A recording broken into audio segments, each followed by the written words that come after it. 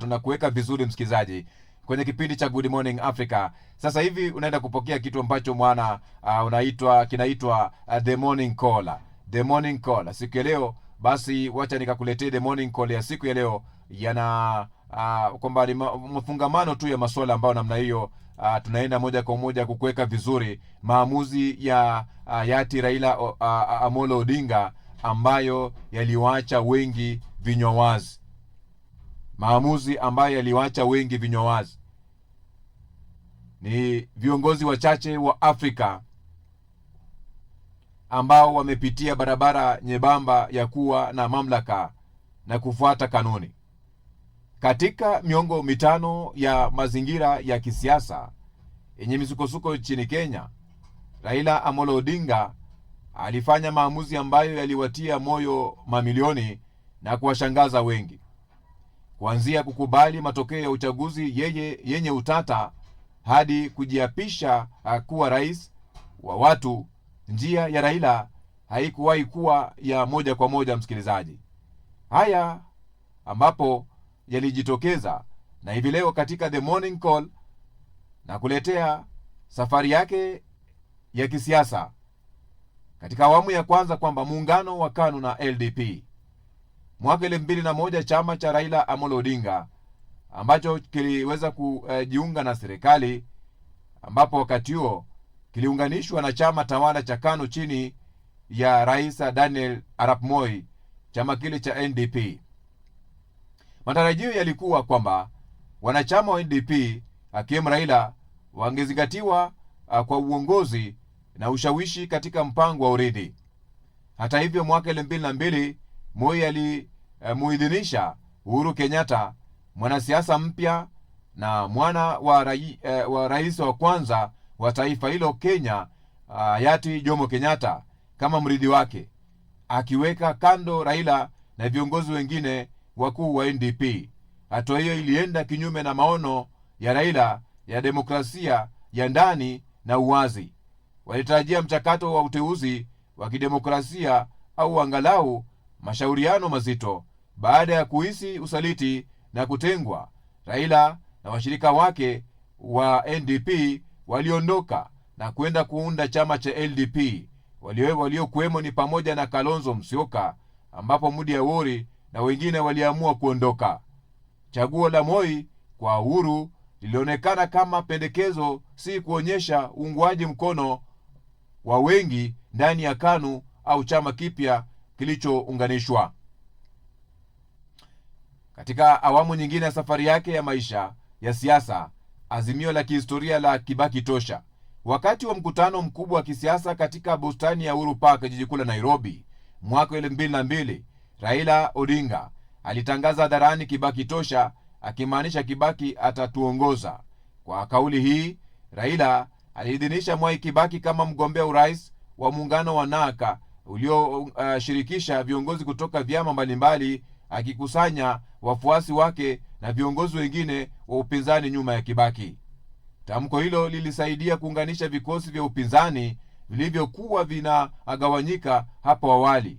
Baada ya tamko hilo, Kibaki alipewa tiketi ya kugombea kupitia chama cha NARC. Muungano huo uliibuka na ushindi kwa zaidi ya 60% ya kura za urais na kuashiria mabadiliko makubwa katika siasa za Kenya kuelekea demokrasia ya vyama vingi na mwanzo wa mwisho wa utawala mrefu wa KANU.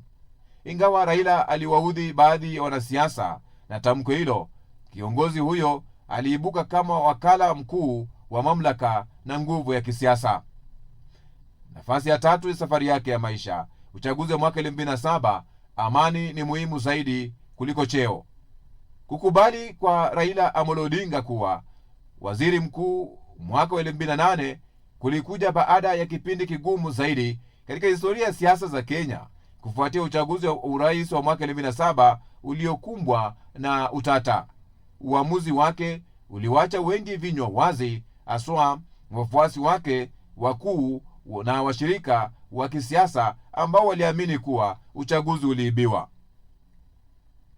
Raila Amolo Odinga aliyewania urais kwa tiketi ya chama cha ODM alionekana kuwa anaongoza katika matokeo ya awali, lakini baada ya ucheleweshaji mkubwa wa dosari na tume ya uchaguzi ya Kenya ECK wakati huo ilimtangaza Kibaki kuwa mshindi katika mazingira ya kutiliwa shaka. Kibaki aliapishwa haraka katika ikulu saa chache baada ya matokeo kutangazwa. Tangazo hilo lilizua ghasia na machafuko yaliyoenea kote katika taifa la Kenya. Zaidi ya watu 1,100 waliuawa na zaidi ya 600 kukimbia makazi yao katika mapigano ya kikabila na kisiasa. Kenya ilikuwa kwenye ukingo wa vita vya wenyewe kwa wenyewe. Kofi Annan, katibu mkuu wa zamani wa Umoja wa Mataifa, aliongoza juhudi za upatanishi chini ya jopo la Umoja wa Afrika na la watu mashuhuri wa Afrika. Raila na Kibaki walikubaliana katika mkataba na wa kugawana madaraka ili kurejesha amani. Mnamo Februari 2008 makubaliano yalitiwa saini, huku Kibaki akisalia kuwa rais na Odinga akiteuliwa kuwa waziri mkuu, nafasi iliyoundwa mahususi kupitia marekebisho ya kikatiba. Wizara ziligawanywa kati ya ODM na chama cha Kibaki cha PNU.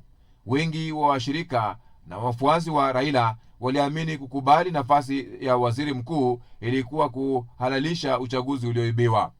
Walihisi ODM ilipaswa kushinikiza kufanyika kwa uchaguzi mpya au mageuzi makubwa zaidi.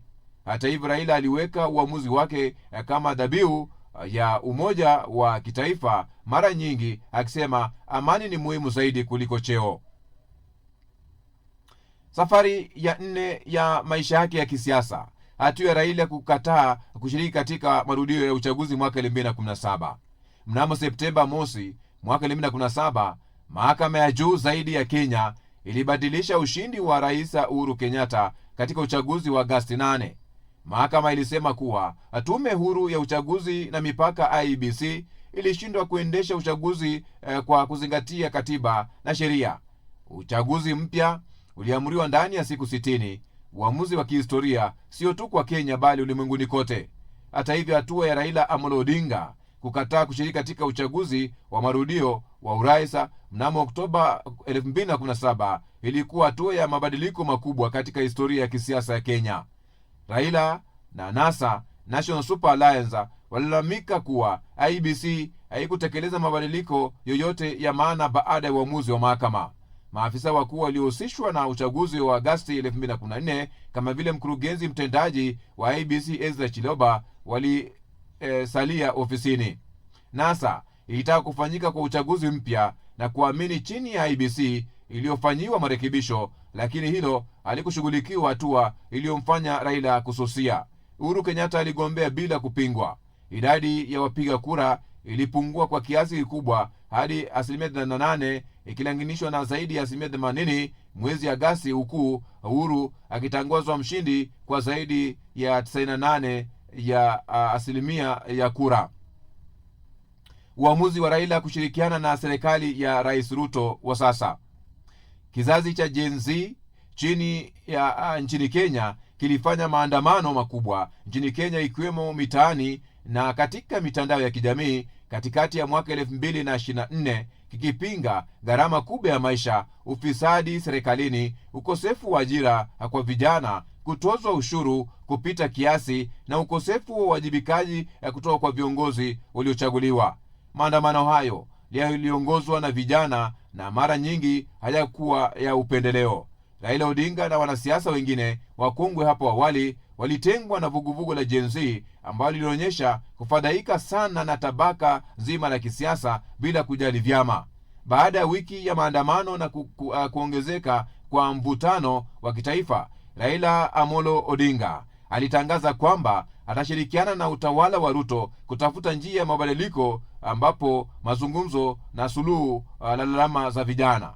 Hili lilitazamwa na baadhi ya watu kama jaribio la kuziba pengo kati ya vijana na serikali, huku wengine wakiliona kama mabadiliko mapya ya kisiasa.